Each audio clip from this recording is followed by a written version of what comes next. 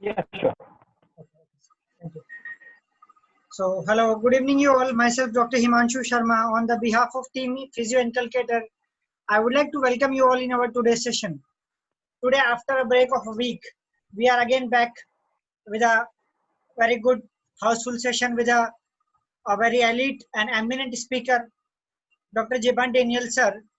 So, we are really feeling so much proud and honored to have Dr. Daniel, sir, with us on the board. Dr. Daniel, sir, is a principal at the Choitram College of Paramedical Sciences, Indore, and the head of department at the Department of Physiotherapy. Dr. Jeban Daniel, the name itself is enough for identity or introduction, but still, as being a moderator for the session, now it is my responsibility to introduce the sir. Sir is a well-known personality in the field of physical therapy. Sir has a experience of around more than 16 years of post-PG experience. Sir has been specialized in the sports rehabilitation in the 2003, and he has also been recognized and empaneled as a member of the board of studies in the Devi Ahilya University Indore, and as well as a uh, examiner for the panel of the examiner in the various universities in the MP as well as in the Chhattisgarh and the UP.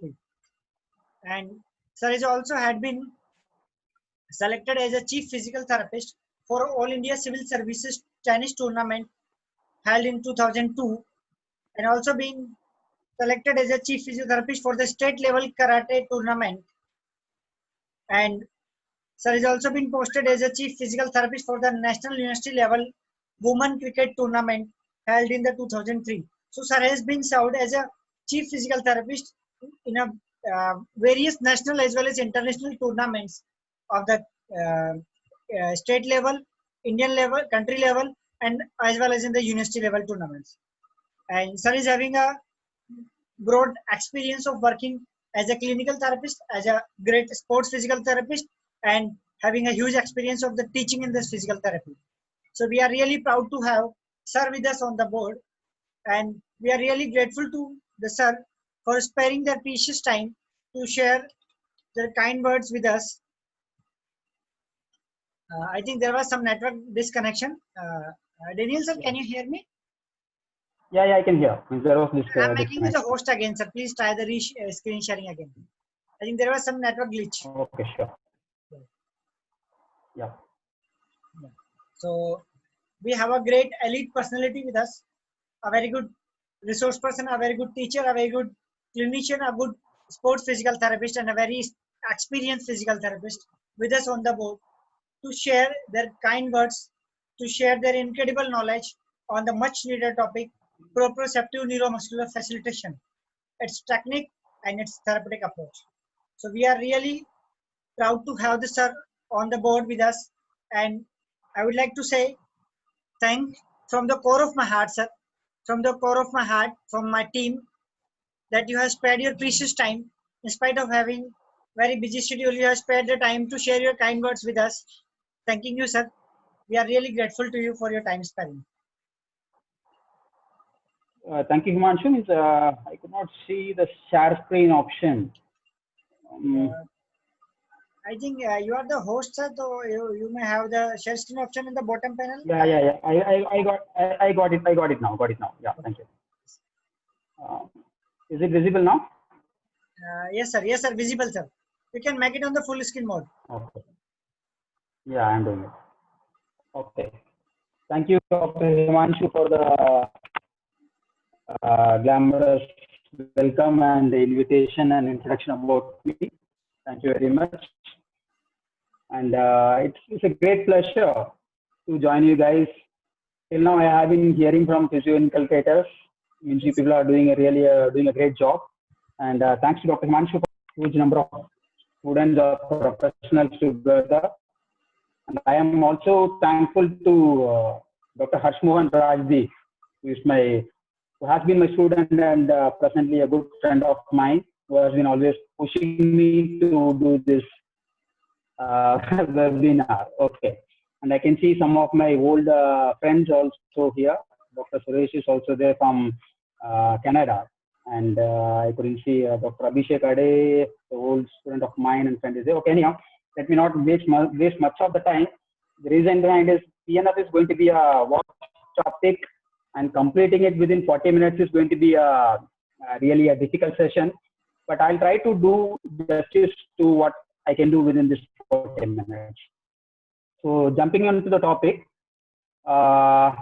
everybody knows what is PNF mostly. Proprioception, proprioceptive neuromuscular facilitation. So proprioception means anything which tells about the sensation or the position of joint in space. Neuromuscular means which is related to the nerves and muscles, and facilitation means making the things faster. So this was originally devised by Dr. Hermann Kabat in the year 1940s, from the year 1940s, and two physiotherapists, they worked along with him, Dr. Margaret Knott and Dorothy Walsh. These people helped along Dr. Kabat to develop this technique. Before, at the initial stages, PNF was developed for patients with permanent neuromuscular dysfunction. At those times, the treatment was oriented for a single joint at a time. They didn't concentrate on multiple joints at a time. They were concentrating on one by one joint at a time. So Dr. Hermann Kabat and Margaret Knott, they saw different patterns, the human movements as a spiral or diagonal patterns. So based on that, what they decided is the trail movement. This is what PNF says. And definition we don't require. Okay, so what is the role of PNF? Normally what happens, if some stimulus is being given, either by means of a visual feedback, sensory feedback, or by means of cognitive process, it reaches the higher centers, and from there the processing happens and it comes back to the effector organs. So if there is any problem with the neuromuscular mechanism, then this process won't work. So in that case, when we are trying to enhance the stimulus, PNF works. Okay. So when we are going to use it, it's very clear whenever there is a deficient neuromuscular mechanism or any altered patterns or posture. So at that time, we usually use it. And in terms of rehabilitation process, when we talk about it, usually it is used in the second and third phases of rehabilitation, but sometimes it's basically PNF is used for improving the strength, endurance, and flexibility. Furthermore, advantages and indications are also there that we'll be seeing one by one. Okay. The basic physiology behind which PNF is working is it is going to be a positive approach. There should not be any pain, and always give the patient the task which can be achieved. We are not going to put him under a tremendous job or a tedious work to be done. Try to give him achievable tasks. So by achieving those tasks, the person becomes enhancements in the directions of movement, and target the highest functional approach always. And whatever is the reserve of the patient, means here what we try to do is we strengthen the strength of the patient. We don't concentrate on the weak. We try to strengthen the positive points or whatever is the reserves available in the patient. Those things we work out over here. And treat, not only in case of PNF, in normal treatment plan also, always we should consider as a therapist, consider the whole total human being. Don't consider only the joint. Okay. Always have to consider the whole total human being. Okay.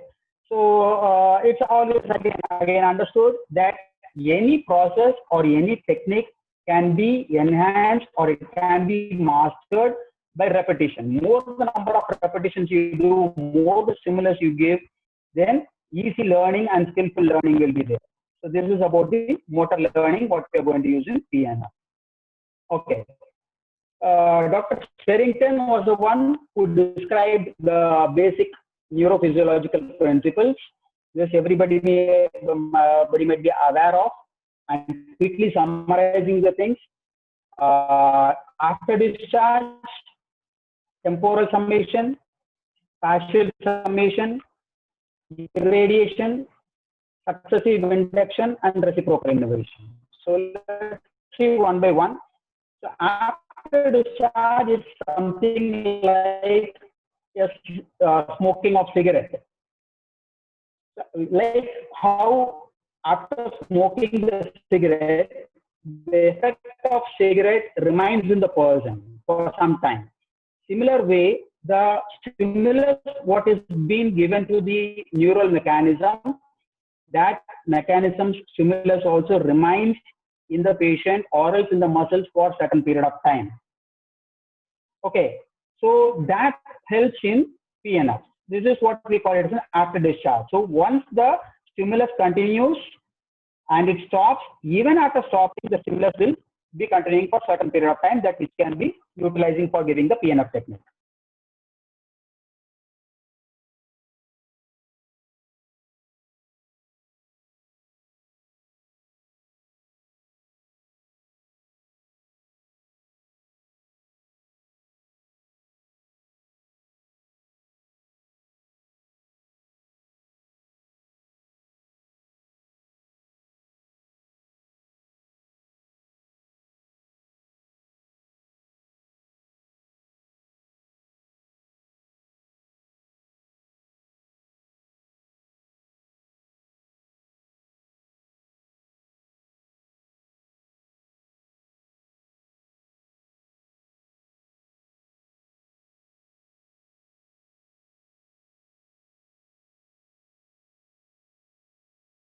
Hello.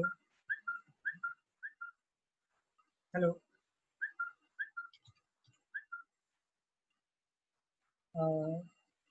Please be patient. I think there is some network glitch on the sir end. So we are trying to reconnect with the Daniel sir.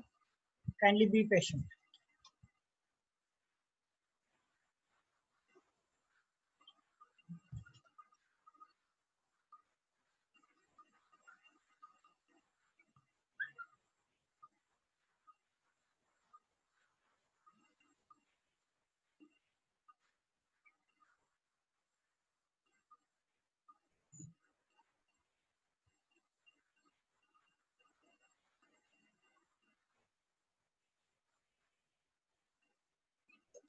Sir, I think you have lost the network connectivity.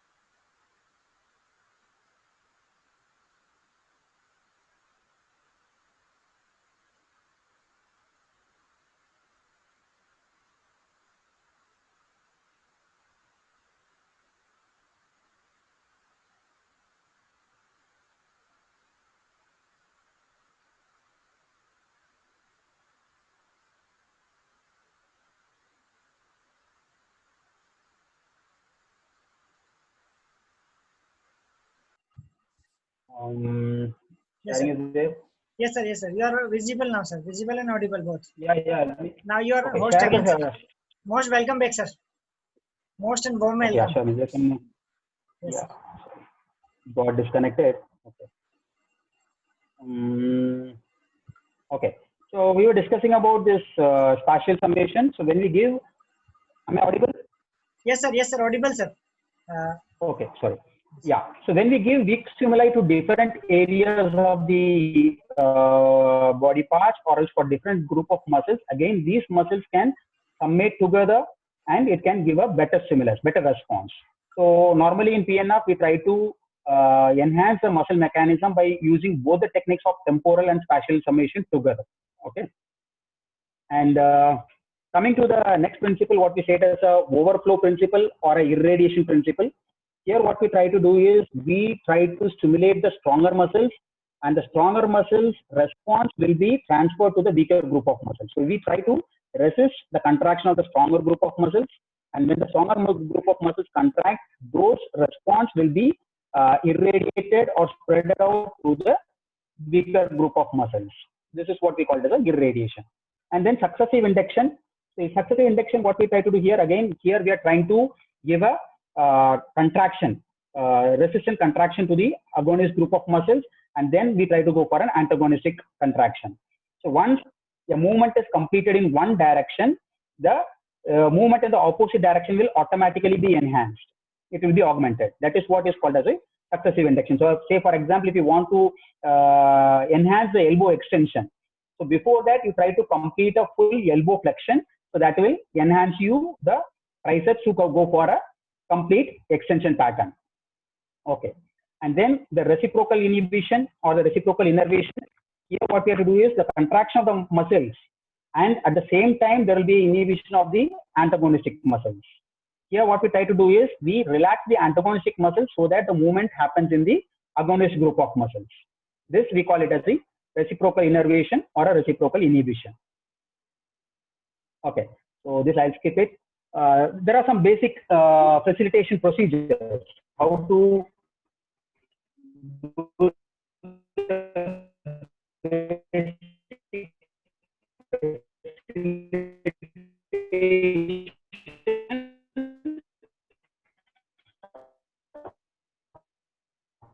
there are certain things or certain principles which works out over here.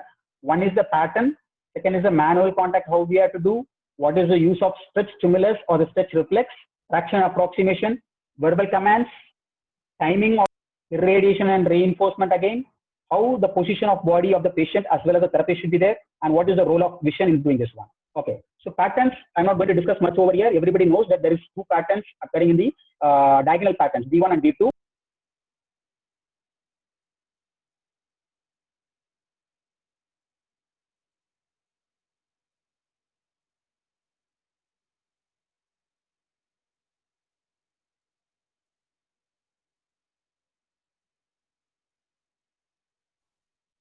Sorry, there is some network issues. Himanshu, please make me the host to share the screen again.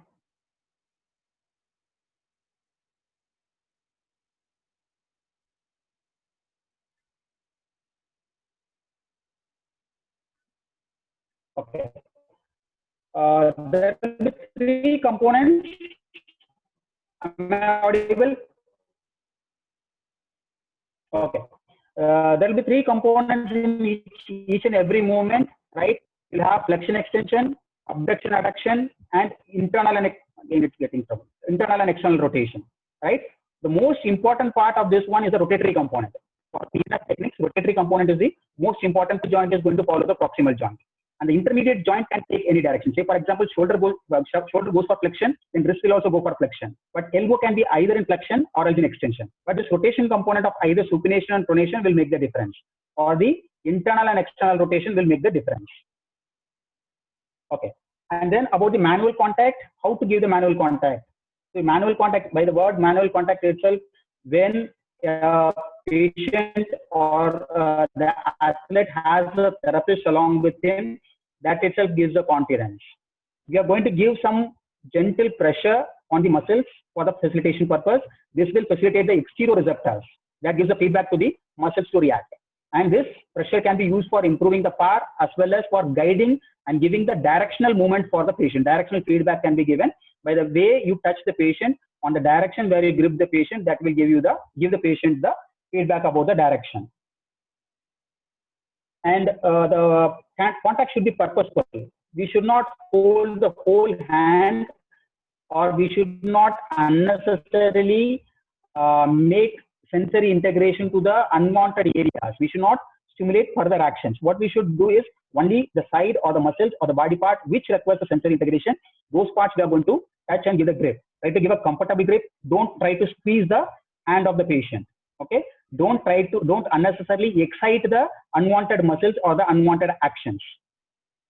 By bearing a therapist and the proper grip of the therapist gives good confidence to the patient that somebody is there with me and he or she is going to guide me. And the manual contact automatically helps in the tactile kinesthetic perception. These are the uses of manual contact.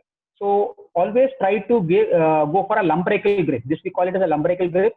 This lumbrical grip is usually used in the proprioceptive PNF patterns. Okay. And the second one is your stretch. That is a stretch or stretch stimulus. Stretch is used as a stimulus to develop a myotatic reflex. Whenever there is a muscle elongation, then stretch reflex comes into place and that will facilitate the contraction. Okay. So when the muscle spindle stretch, that will stimulate the proprioceptors which are there in it, and then it will increase the intramuscular tension that will result in the final reflex contraction. We have to take care that the proper stimulus intensity is being given and the reflex arc is intact. Then only this stretch stimulus will work in PNF. Okay. We know the pattern. When stimulus is being put, this goes as an afferent impulses, goes to the higher centers, there the central excitation happens, and from there it comes back to the effector organs, which are the muscles, which produces the movement. Okay. Again, stretch stimulus, whenever you start the movement, you always try to take the muscles to the initially to the lengthened state. From the lengthened state, you bring it back to the shortened position. This is what we have to do it in the PNF patterns. Try to start from the elongated components of the joint movement. Okay. Stretch reflex, when you try to give it in a sharp way, but in a controlled way. Don't give it like a ballistic stretch. Ballistic stretch is different. So if you give ballistic stretch, that might cause trouble to the minor injuries to the muscle. Don't go for that. Try to give a controlled stretch, and always try to combine or correlate the verbal command along with the stretch. Ask the patient to go for a voluntary effort along with that, and go for a rhythmical repetition. Don't try to do this stretch reflex in a completely flaccid muscle, and this stretch reflex will not work if the patient is under spinal shock. And this is purely contraindicated if that is going to be a painful joint or a painful muscle is there. Okay. Then traction and approximation. This everybody is more clear. Traction means pulling the joint surfaces apart, and approximation means compression of the joint surfaces towards each other. So when we give a traction, there is a huge space for the synovial fluid to easily flow within the joint, and that will enhance the lubrication. Similarly, when we give an approximation, this approximation will stimulate the kinesthetic and the proprioceptors, and that will help in the movement pattern. So when we give the traction, don't let it go for a jerky movement. Try to apply the traction in a gentle and a smooth, gradual way. Try to maintain the traction throughout the movement. And along with the traction, try to combine the resistance, whatever we want to give, the minimal resistance or the maximum resistance. Am I audible? Am I audible?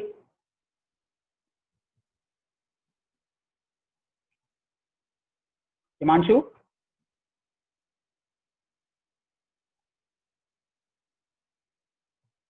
Okay, okay, yeah. Okay. So facilitate the motion, and this is whenever we talk about the traction is most effective whenever we are going for a flexion movement, and approximation is most effective whenever we are going for an extension movement. This we have to keep it in mind.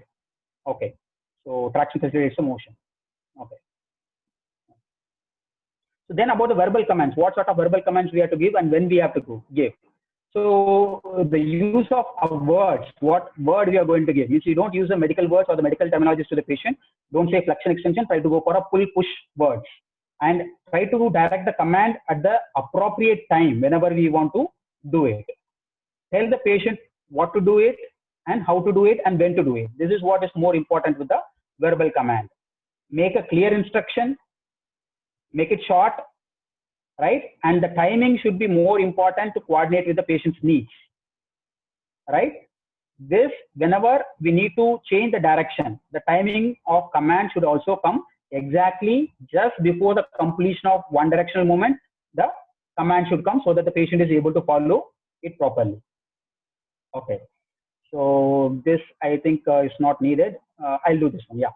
tell the patient what to do. We have to give a sharp and a strong command, because a mild command or a soft spoken command will not affect the neurological patients mainly.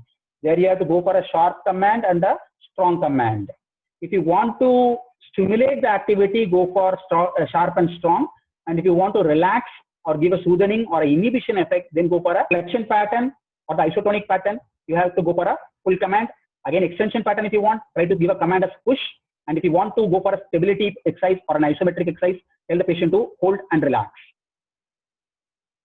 Okay.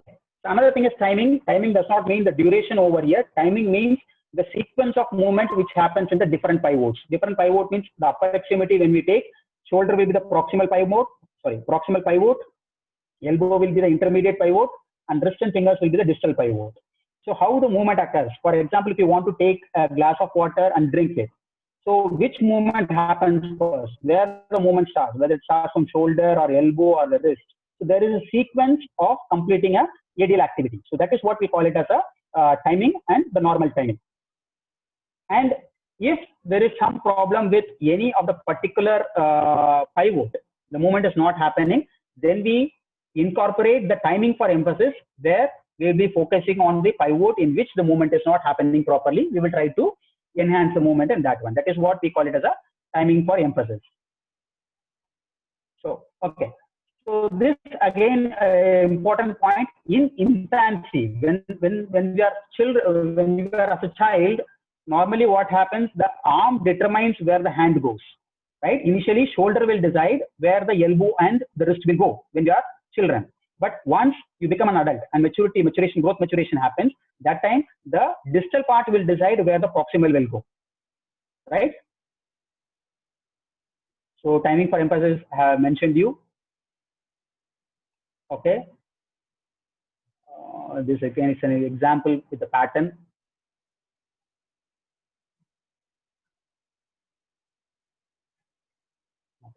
Okay, coming to the resistance. Resistance is the most appropriate and the most effective way of facilitation of PNF, and we have to try to give the maximal resistance according to the muscle strength of the patient. It helps in the muscle contraction, to maintain the motor control, to increase the strength as well as for the motor learning. Maximal for isometric. For example, if you want to have an isometric contraction, the resistance should be in such a way, give the patient should also feel, but you should not break the hold of the patient. So the resistance of both the patient and the therapist should match. That is what we call it as the resistance maximal for the isometric. And resistance maximal for an isotonic will be, you are going to match the resistance of the patient and then reduce your resistance slightly less so that it produces a smooth coordinated movement in the direction of the patient's movement. And then irradiation, we have already discussed. What we have discussed in the neurological principles, the same thing applies over here. Okay, for example, example is given over here. So now, when we try to give a resistance to the stronger muscle group, that is the hip flexor. If you don't allow the patient to flex the hip, after some time you will see automatically there will be a dorsiflexion component happening in the ankle joint along with inversion, and the leg will try to go into a adduction and external rotation.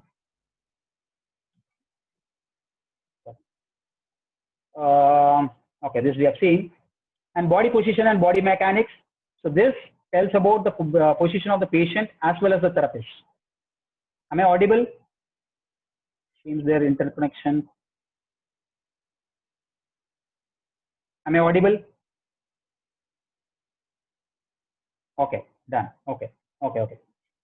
So here the therapist body should be in line with the direction of movement. So we know that we go for a right standing position as well as a walk standing position. Both the standing positions is mentioned for the therapist. So try to achieve a position in which we are in line with the patient's movement or the body parts movement, right? In the direction of movement, what we try to intend for the patient. Okay. And by positioning in such a way, don't try to bring the resistance through your hands or the shoulders. Try to put your body weight. Try to give the resistance to the body so that your hands and arms will remain comparatively relaxed. By doing so, your hands will not get fatigued easily, right? At the same time, since your hands are relaxed, you can easily feel the palpitations of the muscles, whether the muscles are giving an excitatory stimulus from inside, whether there is any flickering in the muscles. So these all things can be observed or felt, provided you give the resistance to the body and keep your hands and arms or the hands relaxed. Okay. And again, another important feedback or the input is to your vision. Ask the patient to follow the movement, what is happening. The eyes will guide the motion. So if for example, you're doing some flexion extension and flexion abduction and external rotation, while doing this, ask the person to look at the movement. So while doing this, when the eyes go towards the movement, automatically the head will move, and because of the head, the trunk will also move. So these all things can be achieved. So see, when the patient looks at the direction they want to move, the head follows the eye motion. Okay, and it gives a visual input, and this visual input is much more stronger than the verbal input. Okay, so that is about basically the neurophysiological principles.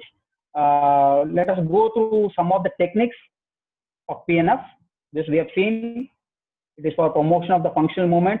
Facilitation can be done, inhibition can be done, strengthening and relaxation of the muscle groups. So what are the techniques we adopt over here? We can give isometric exercise and isotonic exercise. In isotonic, we can go for the concentric pattern as well as the eccentric pattern. Okay. Okay. The techniques.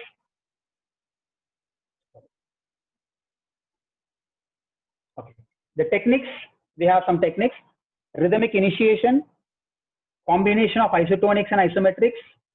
Reversal of antagonistic is there, which we normally say it as a slow reversal, but two other more parts are there, which we call as stabilizing reversal and rhythmic stabilization. And repeated contractions is there. Repeated contractions can be done in two ranges. One thing is at the beginning of the range, and another one is throughout the range. Then contract, relax, hold, relax, and replication. So these 7 techniques of PNF is there. We'll be seeing one by one quickly. So rhythmic initiation, this is mainly done for people who are having a problem in initiation of the movement. Say for example, Parkinson's patients, we know that they go for a freezing phase and a fascinating phase. They mainly get affected because of the freezing phase, where there is a difficulty for the Parkinson's patient to initiate the movement. So for such patients, what we try to do is, we try to give a rhythmic motion of the limb for a particular range. So when it is being repeated again and again, the muscles gets relaxed, and the pattern is also being imprinted in the brain. That will help the patient to do it again. Duplicacy can be done. So this can be started from a passive motion. Then once the technique is understood by the patient, then you ask the patient to assist you in performing the movement. You will be performing the movement, but little bit of effort will be provided by the patient. Once the patient understands or controls the movement, then we can go for the resistance for strengthening. And once strengthening is being done, finally we can go for the independent free active movement. Okay, this is what is about the rhythmic initiation.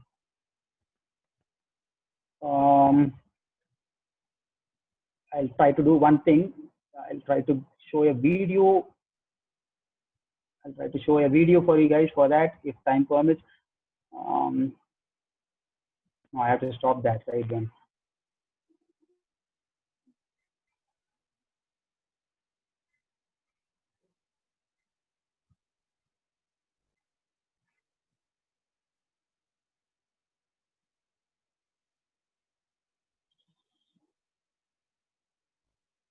Okay, means, yes, sir. Is it visible? Is there any help needed from my side, sir?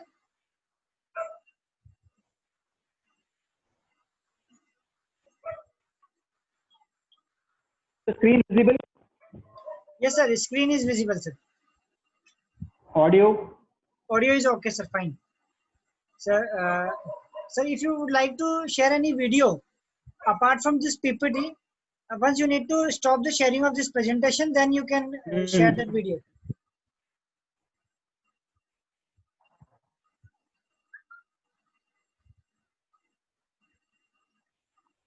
Okay, now video is not visible now. No, sir, no. Only PPT is visible here, sir. Himanshu, video is not visible. No, sir, video is not visible. Only Hello? PPT is there. Right?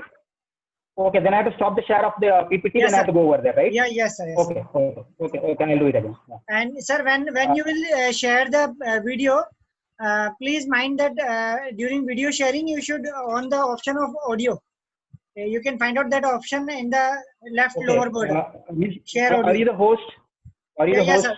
Yes, sir. Just a minute. Now, please try now, sir.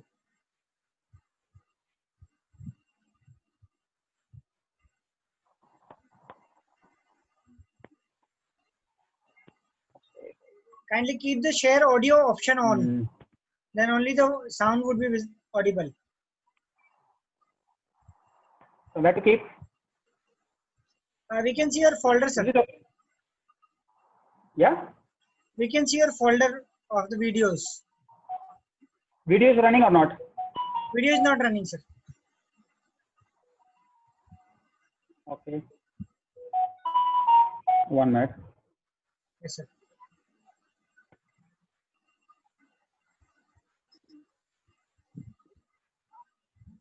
Yes, sir.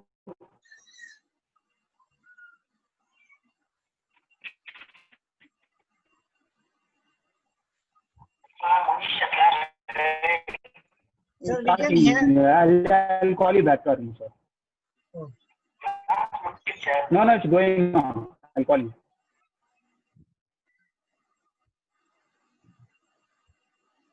Video is not visible or video is visible? Video is not visible, sir. We can see the folder of video. I think you have not played the video. You do one thing, sir. Please on the video, then keep it paused, then come back to the Zoom screen, and then share the video. My video is going on.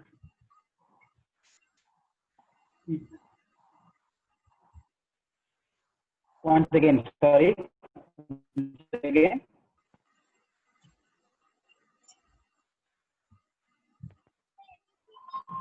What I have to do? Sir, I think you should open the video. I went over here. Can you see the screen? Screen is visible, but not the video. So we can see the folder which has the videos. I think 5-6 videos are there. Yeah, now something is coming. Yes, video is there. Yes, sir, we can see the video.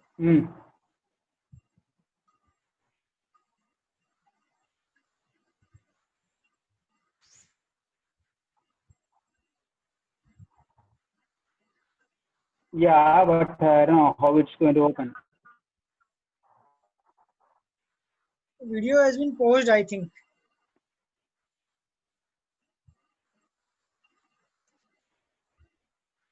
Video is going on? Now you came back, sir. It is again on the folder. Okay, forget about the videos then. It's going to be troublesome, unnecessary waste of time will be there.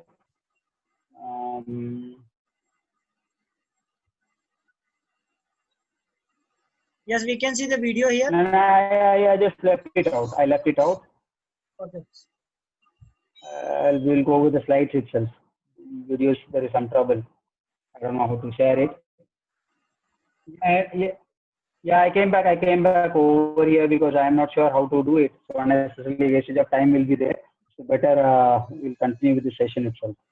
So there is some other day when time permits, I'll try to show the video. Yeah, time will permit, sir. There is no issue of time. You can take your time, no issue, sir. So I think again there is some network issue from the Daniel sir side. So we are really very sorry for this network glitch. I would request all the participants to kindly be patient till the sir joins back. Now sir is back with us.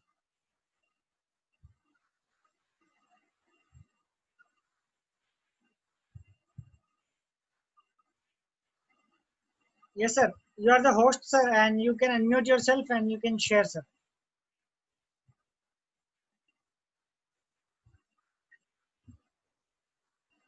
Yes, sir. We can see the screen, PPT screen. Audible? Yes, audible, sir. Little voice break was Okay. there. Okay. Okay. Okay.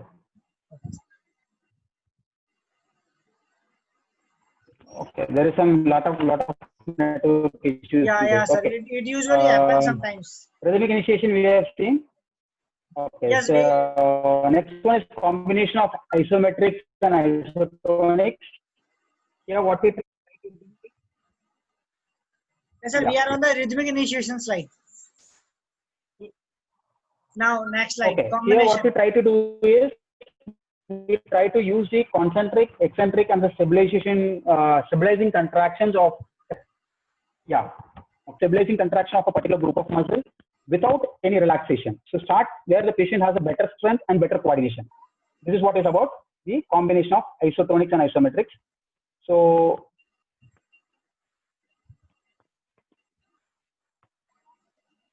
what we try to do over here, initially resist the patients by a concentric contraction. Let the patient do it, go to a particular limit where we want to have at the end range of the motion, try to go for a hold.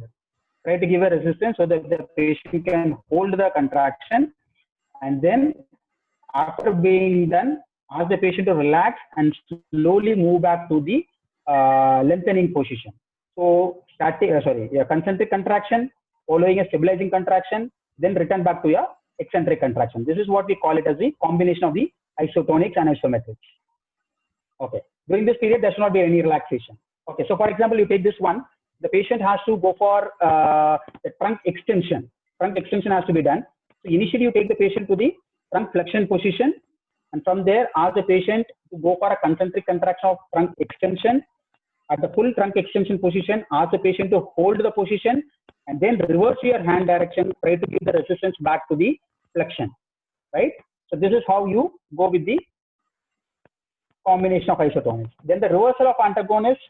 Again, we have two methods. One thing is a dynamic reversal, and another one is a stabilizing reversal. Okay. So here, what we do, the patient contracts the agonistic muscles and then contracts their antagonist without any pause or relaxation. This is what we call it as the reversal of antagonist. Initially, you contract the agonistic muscles. Once it is completed, without any relaxation or without any pause, try to go for the contraction of their particular antagonist. Okay, this is based on the slow reversal mechanism.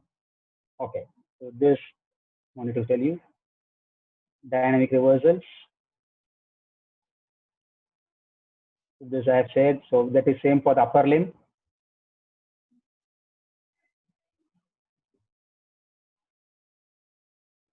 These are some examples. It will take a long time if I go with each and everything. Okay. Okay, stabilizing reversals. Stabilizing reversals. Here you take to your end range where you have the restriction. In that particular point, you have to go for the isometric contractions of both the agonist and antagonist. This is what we call it as the stabilizing reversal. Isotonic contractions, and try to hold the patient in that particular position. Don't let the patient to move your hand and match the resistance. Right? Both the therapist and the patient has to match the resistance. So this is mainly used for the stability purpose. In different ranges, if you want to improve the strength or the stability, this stabilizing reversals can be utilized.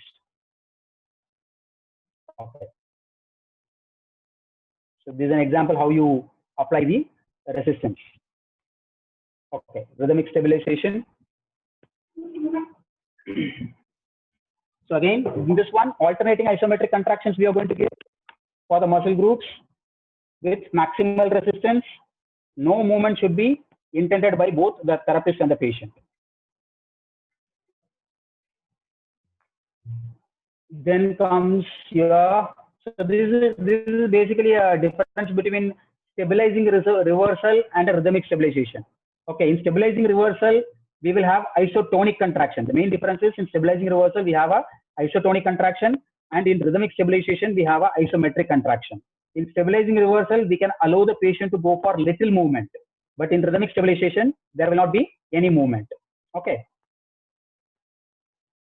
So repeated contractions, this repeated contractions or the repeated stretch can be given either at the beginning of the range or else throughout the range. So try to elicit a stretch reflex. Whenever you start with this particular repeated contraction, try to elicit a stretch reflex. When the muscles are fully elongated, automatically the myotatic or the stretch reflex will be initiated, and this will help in the contraction of the agonist muscles. But try to have a look that you don't stretch the joint structures. Okay. So along with the stretch stimulus, when we elicit the stretch stimulus, along with that, in the elongated muscle, if you're going to give a tap using the finger or else using the dorsal aspect of the hand, if you're going to give a tap, that is going to evoke the stretch reflex. So both the things can be combined.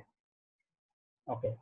So this stretch stimulus can be given in different ranges. For example, if there is a problem with the elbow flexion, so try to, in the end range, take the elbow to the full extension, try to give a stretch stimulus to the biceps muscle. Once it is being done, automatically the biceps will try to contract, it will come to a little bit flex position. Once again, in that position, try to elicit the stimulus, and from there move ahead. So this stretch stimulus can be given throughout the range of motion. Okay, this is repeated stretch. Okay, coming to the contract relax, it can be given in two different methods. One thing is a direct treatment can be given. Another one is indirect treatment. Direct treatment means try to give it to the tight muscles. Antagonistic muscles will be called as the tight muscles over here. So all the antagonistic muscles we can give the contract relax method. What to do? Try to give a isotonic contraction of the antagonistic muscles, followed by some relaxation, and then movement into the increased range. Say for example, biceps is tight. What we are trying to do, we are trying to resist the elbow flexion. Once elbow flexion is being done against maximal resistance, and then ask the patient to relax, there will be little bit elongation of the biceps muscle, right? So directly the resistance will be offered to the antagonistic muscles, which are going to be tight. So this is direct treatment. Indirect method will be try to give the resistance to the agonistic group of muscles. That is, for the triceps you can give the resistance, and thereby you ask the biceps to relax. When triceps contracts, automatically the biceps has to relax so that movement can be enhanced. So this is direct and indirect method of contract relax. Okay.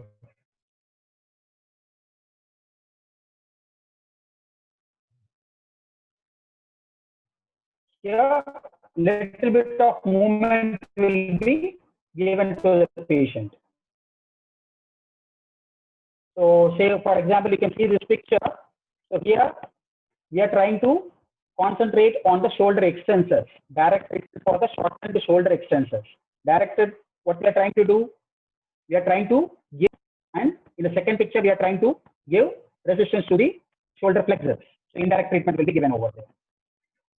So again, similar to that of the contract relax, both are more or less similar, but they are not synonyms to each other. Hold relax is another method. Again, here we have direct and indirect method. Here again, we are going to go for the resisting pattern.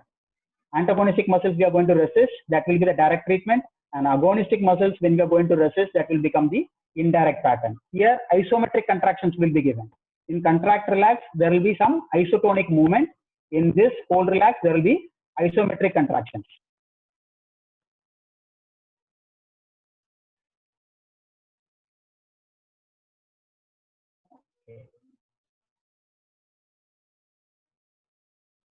Okay. So indirect method, what we can do, same in contract relax as well as in your hold relax. Indirect treatment can be either directed to the antagonistic muscles are painful. We can go for the synergist of the movement also. Synergistic muscles also we can provide the resistance, provided the antagonistic muscles are painful. If you are not able to give the resistance to the antagonistic muscles, we can go for agonist or else to the synergist. Okay. So this again, a hold relax contract one. This is called as contract relax contract. So ask the patient to contract, then relax, and go for the contract. So there will be two isometric contractions here. First, initially you go for the agonist contraction, and then you go for the antagonistic contraction, right? There will be two methods: contract, relax, and then again a contract. Okay, another one is called as replication. Many of the books doesn't talk about this, but this has been incorporated in many of the PNF techniques. Replication means duplicacy. What we try to do, we take the patient to the end position of the activity, where all the muscles are in the shortened position, right? Then ask the patient to hold that position, and then the reverse movement, the therapist is going to resist all the components of the reverse position and facilitate all the muscle groups in all the pivots, proximal, distal, and the intermediate pivots. You are going to resist, then ask the patient to relax, and then move back to the original position itself, right? So this is what we call it as a replication. So altogether, we can say the goals of PNF, or which technique can be used for different purposes. If you want to initiate a motion, you can go for rhythmic initiation and repeated stretch. If any new learning of technique has to be done, again, rhythmic initiation can be given, combination of isotonics can be given, repeated stretch in the beginning range as well as in the throughout the range can be given, and replication, that is a duplicacy of the movement, can be done. If you want to enhance the rate of the motion, if you want to speed up the movement, then try to go with rhythmic initiation, dynamic reversals, and the repeated stretch mechanism. If you want to improve the strength of the person, then in that case, we go for combination of isotonics, where we can use concentric, eccentric, as well as your isometric exercises. Dynamic reversals can be given, rhythmic stabilization can be given, stabilizing reversals, and repeated stretch. For increasing stability, if you want to work on the stability of a particular joint, then combination of isotonics, rhythmic stabilization, and stabilizing reversals. So this you can read it out. I mean, doesn't make sense that I read it out. There are some particular techniques which can be used for different methods, especially for decreasing the pain. If you want to go, you can go for rhythmic stabilization and the hold relax method, which is going to be much more helpful in decreasing the pain. So with that, we can say that the PNF neurophysiological principles and the basic facilitation procedures is over. I'm not going to talk much in detail about the patterns. If you want, I can tell you about the upper limb pattern and lower limb pattern. For upper limb, we have two patterns: D1 flexion, D1 flexion. In D1 flexion, if you can see the screen, or if you understand, there will be like flexion of the shoulder, adduction of the shoulder, and external rotation of the shoulder. This is from this, then we try to go for the reverse of the mechanism. That is your shoulder extension, abduction, and internal rotation. That will be called as D1 extension. Okay. And then if you want to go for a D2 flexion, then shoulder will be in flexion, abduction, and external rotation. And from there, you will follow the opposite action. That will be a extension, adduction, and internal rotation. That will be a D2 extension. Similarly, in upper limb, we can say there is one point which we have to remember: flexion and external rotation are always consistent. Wherever flexion is there, the combined rotation movement will be external rotation only. In extension will be always consistent with your internal rotation. Okay, these two things you should remember in the upper limb. And then coming for the lower limb, D1 flexion will be flexion of the hip, adduction of the hip, and external rotation will be there. And D1 extension will be abduction of the hip, extension of the hip, and internal rotation will be there. And when we go for the D2 flexion, when we go for the D2 flexion, very good, thank you, somebody has given me a heart. D2 flexion, we go for a flexion, abduction, and internal rotation. And D2 extension will be the reverse of it, to take the left back into extension, adduction, and external rotation. Here we can say the abduction will be consistent with internal rotation, and adduction will be consistent with external rotation, right? So these are the patterns of the upper and the lower limb. If you want to say for neck, it will be flexion with right side rotation, followed by extension with left side rotation, and the reverse will be the other pattern, next diagonal pattern. So that's all from me today. Himanshu, you can take over, and if you have any doubts or any queries, I'll try to justify myself by giving the maximum explanation from my side.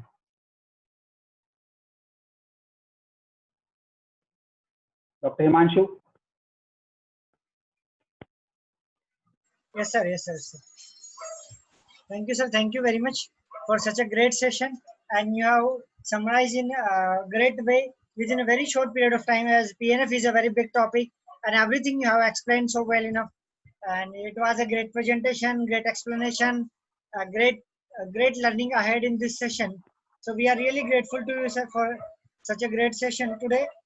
And now I would like to request all the participants, if they would have any query, they can ask, they can write down in the chat box, though we can entertain the queries. And as it was a very good and interactive session, sir, throughout the session, many more participants, I can see there are various queries and all available in the chat box. You were asking that is the PPT would be available or so. Yeah, I'll try to share the PPT. I'll try to share the PPT. Sorry from my side. I think there was some internet instability over here. So twice I got disconnected and I could not play the videos. Actually, I wanted to show the videos. If I would have shown the videos, better understanding would have been there. But even I am new with working on a laptop Zoom. Till now, I have been taking on mobile only. Yes, So sir. first time I'm working on laptop, so it has been difficult in sharing the videos.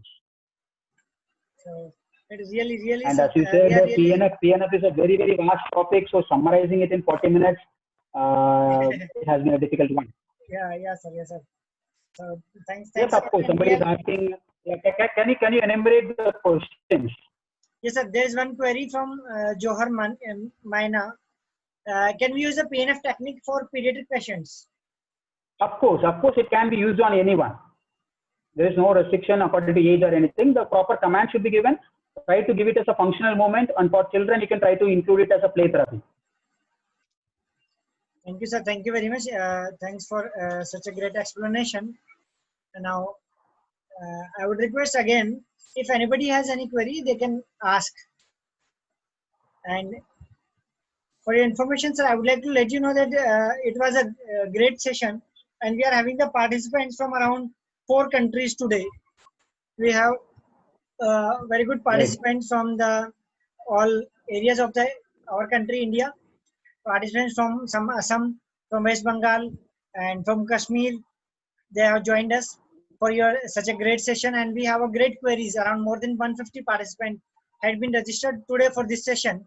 And as it was a houseful session, and because of your aura, we need to make it a live session, and it was also available live on the YouTube after I think 10-15 minutes of the initiation of the session. So I tried to make it live as much as available, because many more participants were the outside, and because of the houseful they were not been able to join. And along with them, we have many participants from the Bangladesh, many participants from the Pakistan. Dr. Tarun Amalnerkar sir also joined us from the Malaysia. Okay. And Dr. Charu Sharma, my own teacher, has joined us long away from the Washington, USA. My own teacher, Harsh Rajdeep sir, and Ritu ma'am. And we are even pleased to have Dr. Arun Moji sir with us also. They are also joined. Our tomorrow's resource person, Anvesh Pradhan sir, is also there. Now I would like to request Harsh sir, please. Harsh sir. Yeah, I would like to extend my thanks especially to Dr. Harsh. He has been pushing me behind for this webinar. I was prolonging it for a long period of time. Finally, I could not say no to him. And special thanks to Dr. Tarun also, who gave me best wishes before this session. He messaged me. I can see my old friend Suresh from Canada. He's sitting over. He's driving in car somewhere. Dr. Rajesh is also there. He's from Chennai. I could see him. And of course, for Ritu also, Mrs. Harsh. And Dr. Arun, is good evening, sir. Yes, Harsh. Sir, good evening. This is Harsh Rajdeep. Am I audible to you, sir? Yes, sir. Welcome. You are audible. Yes, sir. Sir, thanks a lot. Heartiest gratitude from my and whole Physio Inculcators Forum, from Forum of whole Physio Inculcators, to come and enlighten us with your expertise. And just to quote in simple words, your session was houseful. Myself and Dr. Ritu, we were out of the session twice because the session was not allowing more than 100 participants. So that is the greatness of your session. And to your knowledge, sir, because you were busy in taking the talk and discussing everything, in these 100 participants, I would like to tell everyone there, more than 30 to 40 participants are great professionals all over the country, outside the country. And the best part is most of them have been taught by Dr. Jabin Daniel, sir. And there were students whom he has taught some 10 to 15 years before. Today, they are attending his session. So we all can very well imagine that what a great teacher. And the best part which we can imbibe from Professor Jabin Daniel sir is, he always says, whatever you do it with your best, and he's always committed. I still remember when sir himself was doing PG, he was a topper. When sir used to play table tennis, none of the students can come in front of him. When he scolds, even the teachers get frightened. And when he dances with the students, nobody can dance better than him. So he is a person who always puts in his heart whatever he does, and we always imbibe him. Salute to you, sir. Thanks for being here. Thanks a lot, sir. Thanks a lot, sir. Thanks for your kind words. Thank you.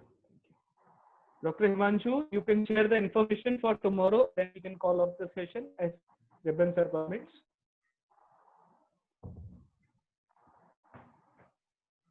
Sir, I think Dr. Tarun wants to speak something. Yes. I will ask Dr. Himanshu if he can unmute. Dr. Tarun is raising his hand. Yes, sir.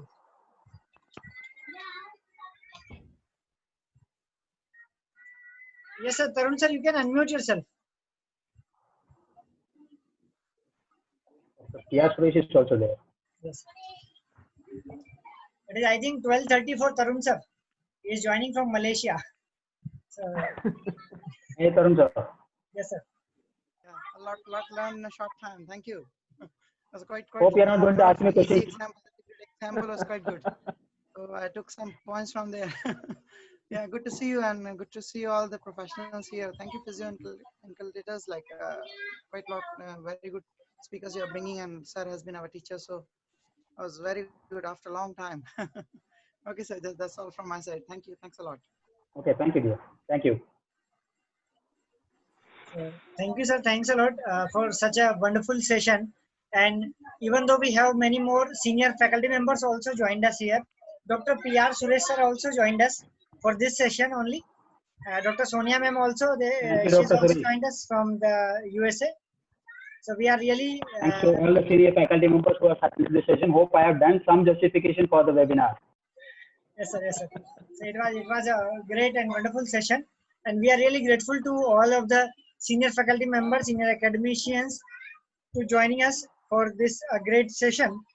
And at the last, there is information that tomorrow again, we will have a session on neurophysiotherapy, facilitation and inhibition techniques.